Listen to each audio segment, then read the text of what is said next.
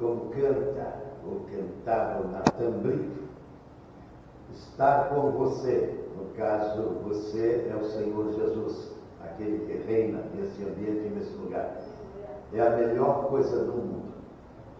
Eu reputo sempre ser a melhor hora, o melhor instante, o melhor momento do dia, da semana, do mês, do ano, e vou ser mais extenso dizer da vida, quando você faz essa escolha. Eu sempre digo que há lugares fantásticos e espetaculares na Terra, mas nenhum deles suplanta este ambiente, este lugar, por causa da figura e da pessoa que, como Natan Brito canta, ele está nesse lugar.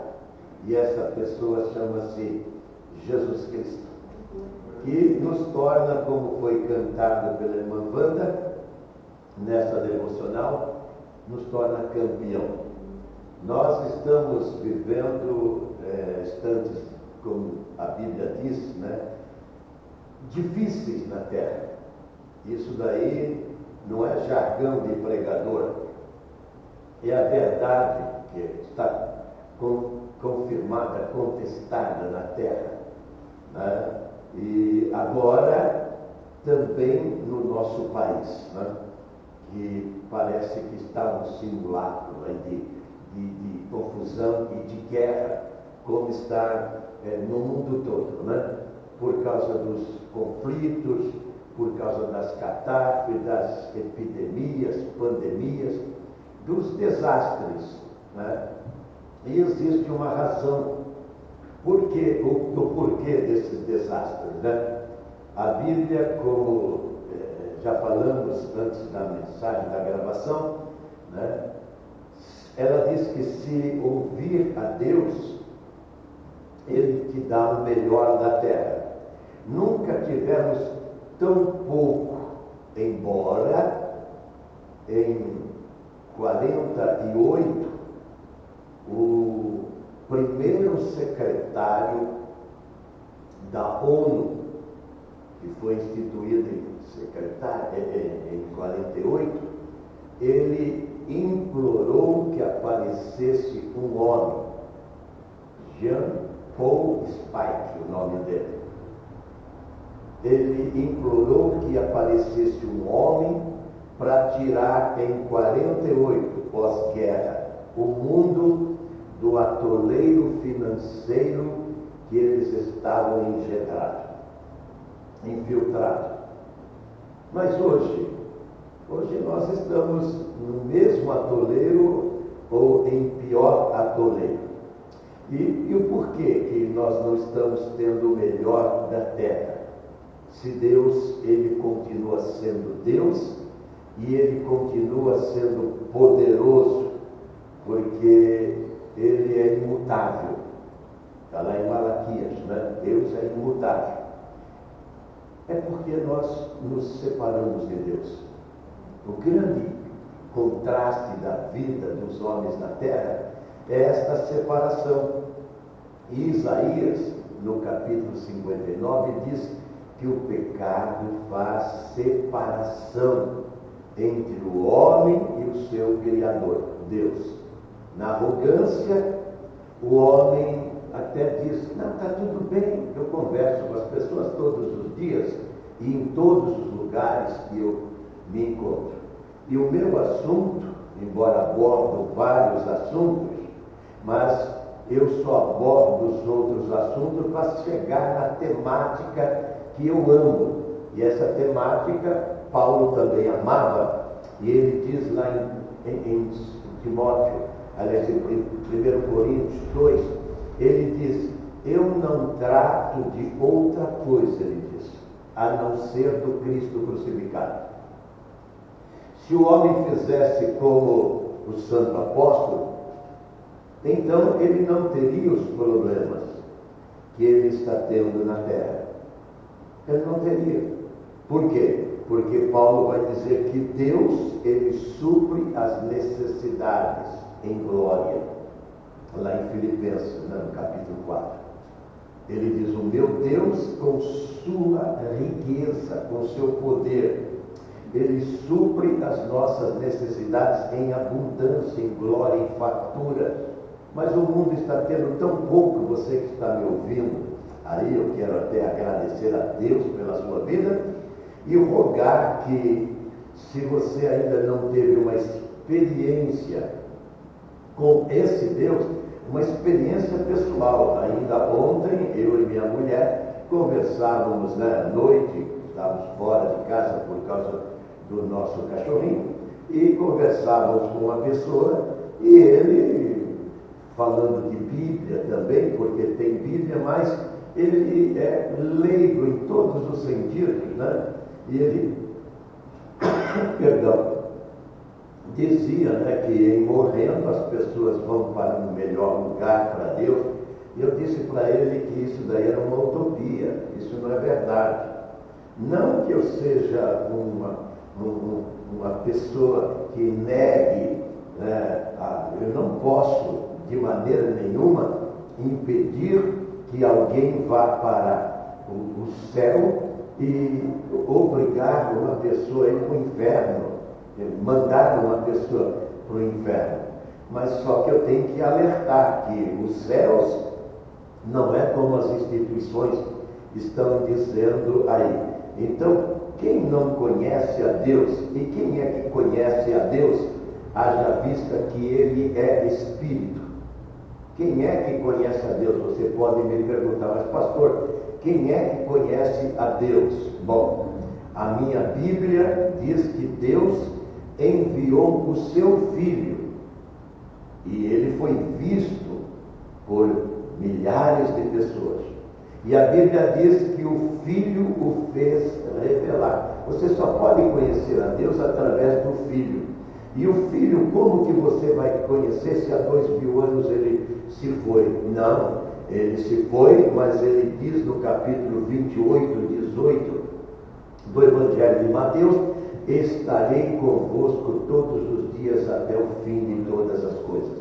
Enquanto você estiver na terra, Deus está na figura do seu Filho Jesus, através do Espírito Santo, assediando você para você ter um conhecimento pessoal. Não é universal, é um conhecimento pessoal. O Paulo, ele vai dizer: o Deus de quem eu sirvo, lá no Atos 27. O Deus que eu conheço e sirvo apareceu para mim no momento de crise. Vai ser inclusive tema da nossa mensagem nesta noite. Então, nesta noite, eu evoco a graça de Deus para que você que está, sei lá onde você esteja, não importa. Já recebi inúmeras cartas de pessoas que estavam em presídios, em hotel, nos seus lares, em trânsito. Muitas pessoas já se reportaram a nós nesse sentido, né? E algumas através desse aparelho que está me levando até você nessa hora. Eu ia falar da noite, mas pode ser que você vá ouvir e ver essa mensagem em outro momento da sua existência e da sua vida.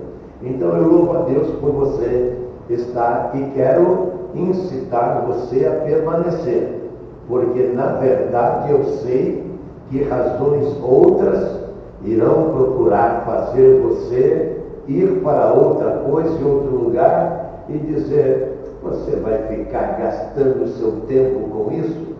Pois é, quem não gastou os tempos dele, ou o tempo dele, com Jesus, se perderam ao longo da sua existência e vida. Por quê?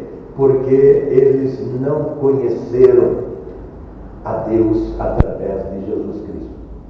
Hoje nós vamos falar de um personagem, ou uma personagem, que sintetiza toda a humanidade na Terra, que evidentemente sofre. Hoje nós temos esses bilhões de pessoas, são 8 bilhões de pessoas que estão em agruras nesta terra. E alguns que estão arrogando uma felicidade ali, eles nem sabem o que é felicidade, porque está num suporte que não é sustentável, que são as coisas naturais desta terra.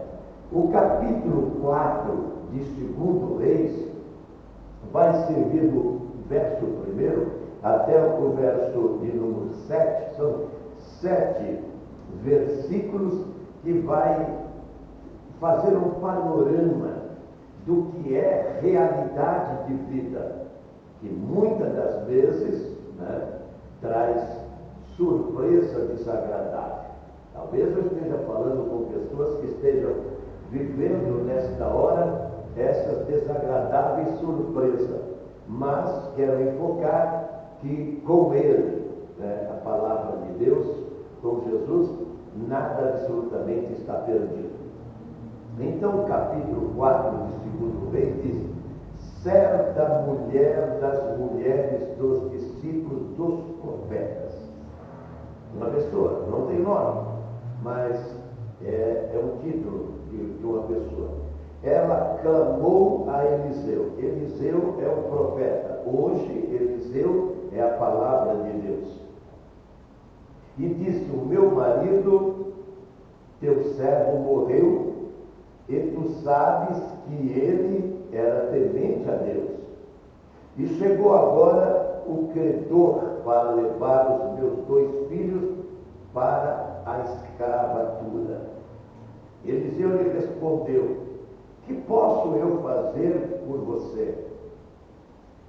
E de repente ele diz: diga-me, o que é que tens em tua casa? Ela respondeu: a tua serva não tem nada em casa, senão uma botija de azeite. Então disse Eliseu: vai, pede emprestado vasilhas a todos os teus vizinhos, vasilhas vazias, mas não poucas. Então entra, fecha a porta sobre ti e sobre teus filhos, e derrama o azeite que você tem em todas estas vasilhas, e vai pôr da parte as que estiverem cheias. Partiu, pois, dele, fechou a porta sobre si e sobre seus filhos, e esses lhes traziam as vasilhas, e elas as enchiam. Cheia todas as vasilhas, disse ela a um dos teus filhos: traga-me mais uma vasilha. E ele respondeu: não há mais vasilha nenhuma. E o azeite estancou. Então foi ela e fez saber ao homem de Deus, e ele disse: vai, vende o azeite e paga a tua dívida, e tu e os teus filhos vivei de todas as obras. Vamos orar.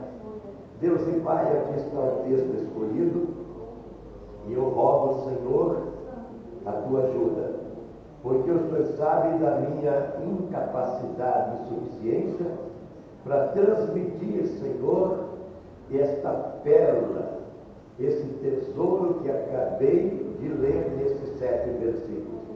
Há pessoas conosco aqui, Senhor, presencial e virtual, que precisam, Senhor, que o teu Espírito as ajude para que elas possam ter o mesmo, porque o Senhor é o Deus de ontem, hoje e eternamente. Que nada incomode, perturbe ou atrapalhe, por amor de Jesus eu te peço. Amém e amém, Jesus. Nós poderíamos colocar o tema desta noite do Deus do impossível, do Deus de toda a provisão. E o cenário, ele é idêntico ao cenário de bilhões de pessoas que estão vivendo nesta terra, que estão abaixo da linha da pobreza. Você veja bem que uma ministra, ela foi falar fora do nosso país, e ela disse que são 120 milhões de pessoas. Eu acho que ela exagerou nesse número. Ou será que ela está certa? Ela disse que 120 milhões aqui no Brasil estão passando fome. Quer dizer, esta mensagem, segundo essa ministra, ela disse que tem 120 mil pessoas. Mas nós sabemos que 70 mil pessoas, ou 70%, aliás, das pessoas aqui no Brasil estão endividadas, estão inadimplentes, estão em dívidas. E a dívida, ela faz cobrança. Isso em todos os sentidos. E aqui, esta mulher que viveu um período, quando parece que é o nosso tempo de hoje, quando os desgovernos da terra, sempre é um desgoverno da terra, quando nós obedecemos a palavra de Deus e colocamos os nossos irmãos para dirigir como governante, como reis, como presidente, a Bíblia diz que quando o sábio ele dirige, o povo se alegra. Mas quando o tolo ele dirige, o povo lamenta. Então nós temos, segundo essa ministra, 120 mil pessoas. E segundo as estatísticas, 70% do povo desta nação que estão inadimplentes, estão endividados. E evidentemente, o credor, ele não é aquele cara compassivo, generoso, que está disposto a ajudar. Vai perguntar para um banqueiro para ele te ajudar porque você não está podendo pagar o seu cartão. Ele não quer saber, ele vai aplicando juros sobre juros e juro exorbitante sobre a dívida. Aquele que cai em dívida é uma pessoa que está no colapso, está vivendo em desgraça. Por quê? Porque o mercado está nesse estado de coisa. Nunca tivemos, olha aí, a loja americana que está para colocar 40 mil pessoas na rua porque eles estão... Mas será que é só a loja americana?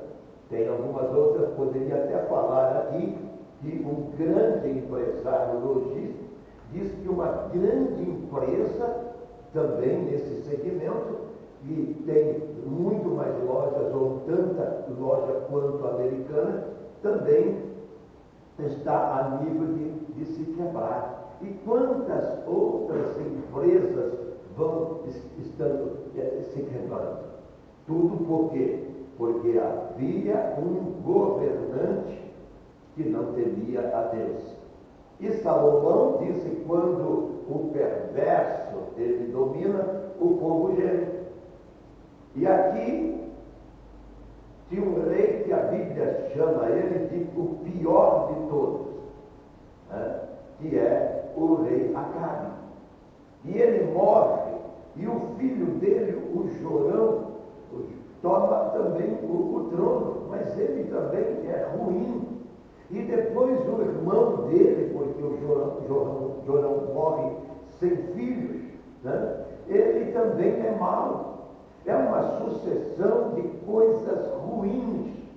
Mas por que, quando nós abrimos hoje o culto, nós abrimos com Êxodo 23?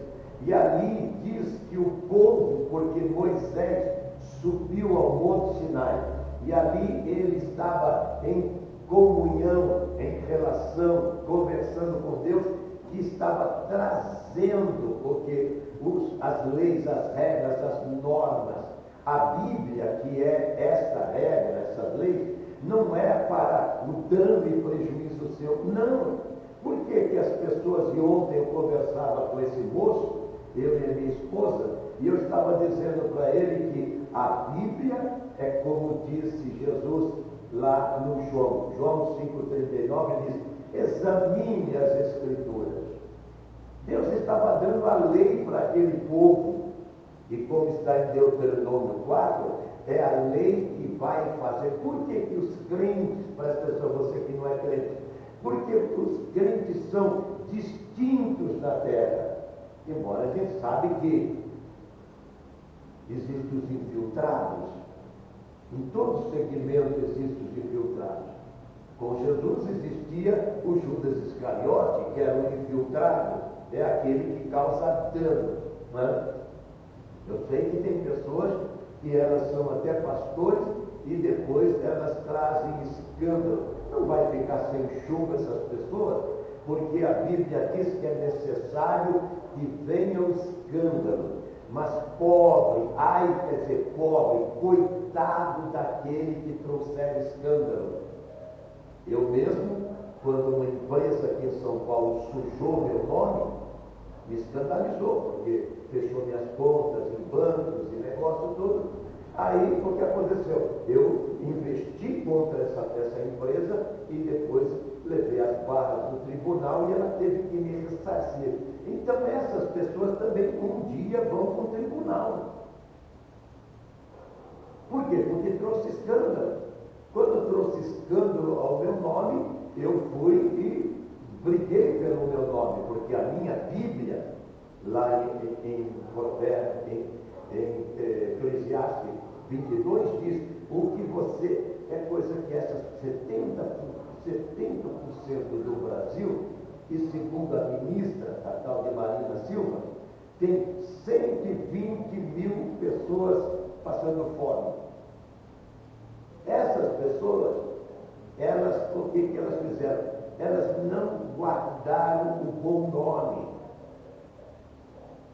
Então, os crentes, aqueles que têm a lei, eles guardam essa palavra. E é essa palavra que nos diferencia.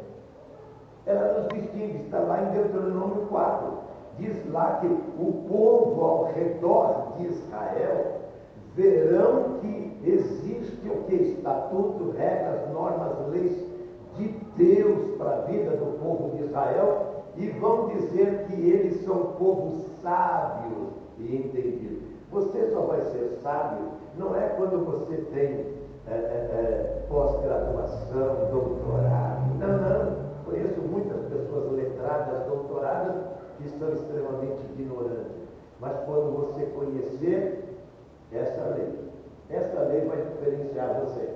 Mas no capítulo 23 de Êxodo, nós lemos que quando Moisés estava lá em cima, o povo falou: Moisés morreu, sumiu do mapa, não vai descer mais de lá.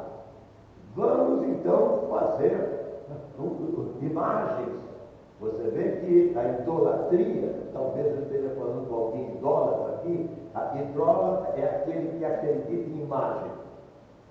Idólatra é aquele que entulha a vida dele com outra adoração que não seja a esse Deus da Bíblia, que lá no Êxodo 20 diz: não adore outro a não ser a mim. Veja bem, ele é enfático, incisivo ali, ele diz: não ajoelhe diante de ninguém a não ser diante de mim.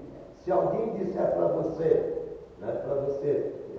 orar, jejuar, rezar, pedir para alguém que não seja Deus, e no nome de Jesus, viu? Porque Jesus é aquele intercessor, né, para as nossas vidas. E a Bíblia diz que ele vive para interceder por nós. Lá em Hebreus 7, 31 diz: ele vive para interceder por nós. Só ele, ninguém mais. O Pedro e o Eliseu e o Elias e o Moisés foram figuras marcantes em seu tempo. Tanto é que ele traz a revelação de Deus para resolver o problema desta mulher. Perdão. Mas ele morreu. Não adianta pedir para Elias. Quem vai em Israel vê que lá no Monte Carmelo tem uma estátua, inclusive, do Elias ali. Aliás, é do Elias, isso mesmo. Não é do Eliseu, que foi o sucessor de Elias. Mas ele não faz mais absolutamente nada. Mas quando trouxe o problema para ele, esta mulher, mas é uma mulher de história. Ela soube com quem casar. Ela casou com alguém que estava estudando a Bíblia, era servo dos profetas. Foi o Elias que instituiu o quê? A escola dos profetas, o seminário dos profetas, para que, né, estudassem a Bíblia e soubessem o que lá no capítulo 23 do Êxodo, que nós abrimos o culto hoje, eles rejeitaram. Moisés, você sabe, ele quebrou aquelas tábuas, porque ele ficou irritado. Moisés ficou irritado.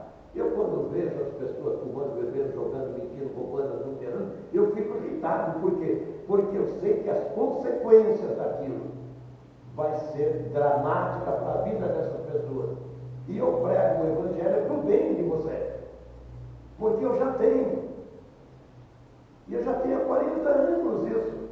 E eu conheço o verso e o reverso. Eu sei o que é andar sem Deus. E eu sei o que é andar com Deus.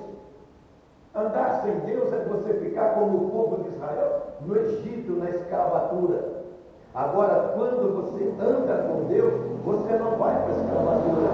Porque a lei lá de Levítico, no capítulo 25 de Levítico, diz que quando você é devedor, o credor tem direito de pegar a sua geração, os seus filhos, e fazer deles escravos. É a lei, é que nem um banqueiro. Ele oferece dinheiro para você, esse negócio todo, e depois, esse veículo que você está me ouvindo, se eu não pagar esse veículo, né, assim como a luz, aluguel e tudo mais, porque eu sou despejado, eu sou depois processado, e a dívida vai numa crescente. E aí, vou precisar de uma anistia. É o que a maioria das pessoas, elas ficam esperando. Talvez esses 70% de miseráveis que não guardaram o bom nome, que foram lá e abusaram do crédito, sabendo que não... Eu quando não tenho dinheiro, eu simplesmente não compro. Simplesmente não compro. Tem uma mulher que acompanha eu há 50 anos, ela nunca fez dívida. Eu sei que tem mulher aí que elas gostam de fazer dívida dos maridos, elas gostam de fazer dívida dos maridos. Mas a minha mulher, eu casei certo, mas eu vou escolher alguém que conhece Deus. Você vê, essa mulher conhecia Deus. E quando aconteceu dela ficar viúva, e a lei agora oprimir ela, e ela então teve que abrir mão dos 2 filhos para ser escravo. O que ela fez? Ela foi buscar em Deus. E quando você está na confusão da vida, não é que eu falei aqui, as pessoas ficam esperando que o presidente dê uma anistia, que ele perdoe a dívida, não sei o que tem. Você vê que empresas, né, o cara deve 100 mil reais e de repente eles abaixam para 5 mil reais, 10 mil reais, essas coisas todas. Isso chama-se anistia, um perdão, assim como o presidente ele faz para muitas pessoas. Por quê? Aí diz que, não, esse é o papel do governo. Bom, presta atenção, eu não sou contra os benefícios sociais que são feitos na terra. Só que você está ouvindo uma pessoa que nunca teve privilégios. O privilégio que eu tive foi esse braço trabalhando, e minha mulher está aqui para provar isso, para sustentar e formar 7 filhas. A bênção de Deus estava sobre a minha vida. E eu sei que sem Jesus eu era escravo. Então, a comida que eu comia, como está no Salmo 127, era com gosto de sangue. Não saboreava a comida, não saboreava o alimento. Por quê? Porque não servia a Deus. E quando você não serve a Deus, você é um proletário na vida, que fica perambulando de um lado para outro, esperando a sorte chegar. Até o cara que fez essa música, só o azar que chegou para a vida dele, porque gostava de um pagode, de um baseado, gostava de uma bebida, gostava de uma vida de pecado. Então, você imagina, é como a pessoa que conversou conosco ontem, né? Eu falei, se eu chegar lá no céu, encontrar essas tanqueiras todas, eu falei, como é que eu vou ficar aqui no céu? Mas você sabe que a religião, como essa pessoa que falava conosco 10, 11 horas da noite, né, da noite de ontem, ele tinha o quê? A ideologia, a filosofia, a teologia da igreja que diz que morre e vai para o céu. E eu tive que falar para ele que não era bem assim. Se quiser ir para o céu, e é um projeto de Deus. Deus mandou o Filho dele para salvar a humanidade. Até porque a humanidade foi ele que criou. E eu fiz de tudo para salvar minhas filhas. E o tudo foi ser exemplo e servir de base, alicerce para as minhas filhas. Mas hoje parece que os pais honrados é uma classe em extinção. Essa semana mesmo eu conversei com uma outra pessoa. Aliás, conversar é o meu trabalho. É isso o meu trabalho. Então eu conversava com uma pessoa que minha filha, a minha mulher começou a brincar com a criancinha dele, e ele vinha andando com mais um companheiro, não sei se é companheiro ou é companheiro, porque o cara quando vem com cigarro, com baseado, vem com um copo na mão, eu acho que ele é mais companheiro, né? Aí ele falou com a minha mulher, mas eu tenho mais um, eu tenho dois. Aí quando ele falou dois, eu falei, é agora que eu vou chegar. E eu falei, o que você vai dar para essa criança? Ele falou, muito amor. Mas que ele falou, esse cara agora vai dizer que eu sou um paizão, né? Aí eu virei e falei, pois é, ele vai precisar mais disso. Você viu como é ruim falar com crente? Porque o vocábulo mais anunciado na terra é o amor, não é mesmo? Eu disse, não, ele vai precisar mais do que amor. Ele vai precisar de alguém que mostre para ele o caminho da vida. Ele vai precisar de alguém que fale de Deus. Mas você está com esse copo na mão, esse cigarro na mão, esse baseado na mão, ele vai imitar você amanhã. Assim como eu falei para uma mulher, lá Deus me levou, eu não sei porque Deus me levou, mas levou por causa daquela mulher. Se você estiver me ouvindo agora, se você não estiver ouvindo agora, você vai ouvir a posterior, eu sei, você vê quanto que você é amada de Deus, porque Deus me levou lá para falar com você, e falar com aquele monte de gente, você viu que estava lá aquele pessoal com roupinhas sumárias, mostrando as beldades dela, tudo esperando para ser atendida ali no pouco a tempo, não é mesmo? E o que eu disse para você? Que o seu filho vai ser o que você quiser que ele seja, mas não só quiser mentalmente, quando você direcionar o seu filho e mostrar para ele o caminho. Até falei para ela, e você pode ver que eu coloquei o meu bisneto orando aqui na igreja, coloquei um filho de um chinês ou japonês sendo corrigido com a cara na parede, e coloquei um filho de um brasileiro, a criança com fraldinha dançando funk. Eu coloquei na internet. Eu sou provocador, sim. Aliás, esse é o meu trabalho. E eu disse para ele, como é que você está fazendo como genitor, como pai? Hoje não tem pai. Hoje tem reprodutor. E todo dia está se levantando esse reprodutor aí. Tanto é que o nosso governo, esse que você votou nele, ele está a favor do aborto. Ele é a favor de que mate uma criança que eles dizem que não é criança. Diz que é só um monte de carne. Diz que é um feto. Mas esse livro aqui, que foi destruído por causa do pecado, como abria a Bíblia lá no Êxodo 23, porque as pessoas preferiram o bezerro, esse livro aqui diz que é pecado. É o 23, o Êxodo 32, né? Êxodo 32, estamos dizendo aqui, Êxodo 32, né? De que quando Moisés traz a lei, eles estão com um bezerro ali. Não é uma criança? Não, é uma criança. E esse político que vai votar essa lei, ele vai ele vai ter que se haver com Deus. Esse médico que vai fazer o aborto vai ter que se ver com Deus. E esta mãe que está fazendo o aborto vai ter que se virar com Deus.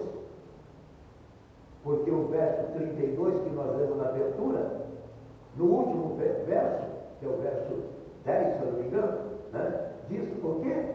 Diz Moisés: esse povo só me aborrece e eu quero matá-lo. Isso é Deus de amor, viu? Por isso que eu falei para aquele pai, muito amor. O amor significa obedecer esse livro, a palavra de Deus. Agora vem a pergunta: e você? Talvez você seja como essas pessoas que abortamos, né? Está falando de aborto, quase que eu falo abortamos. Não, eu não abortei essas pessoas. Eu poderia passar por elas e me mostrar indiferente a elas. Mas procurei, inclusive, alertá-las, porque esse é o meu trabalho, de que elas não podem prescindir desse livro e desse Deus. Por quê? Porque esse Deus é que supre necessidade. Porque a vida não deixa você enxergar. Presta atenção, você que está me ouvindo, o que você precisa agora. Você vê que as pessoas vão na igreja que diz que anjo voa, que milagre acontece, que o poder se espalha, e eles enchem essas igrejas aí. Mas eu quero dizer para você que o que você precisa para o seu sucesso na vida você tem na sua casa. Só que a pressão que sofre na vida não deixa você ver. Essa mulher não via que ela tinha o que ela precisava, mas a maioria das pessoas quer anistia. Não sei como vou pagar minha dívida. Tomara que o presidente ele lance um perdão universal para que esses 70 milhões, 70% de brasileiros que estão inadimplentes, que estão no vermelho, que estão não sei o quê. Quantas vezes eu fui para o vermelho? Mas só que eu não fui esperar milagre, não. Eu arregacei a manga e fui para trabalhar e economizei junto com a minha mulher e com 7 filhas. E pagamos as nossas contas, todas elas. Por isso que quando uma grande empresa, que não é nem nacional, ela manchou o meu nome e eu dei oportunidade de 15 dias para ela repensar, aí quando ela falou: não precisa mais, porque agora você vai para a barra do tribunal. Ele pagou 17 vezes mais, porque foi até para Brasília. E aqueles caras de Brasília que estão fazendo confusão lá, tiveram que votar a meu favor.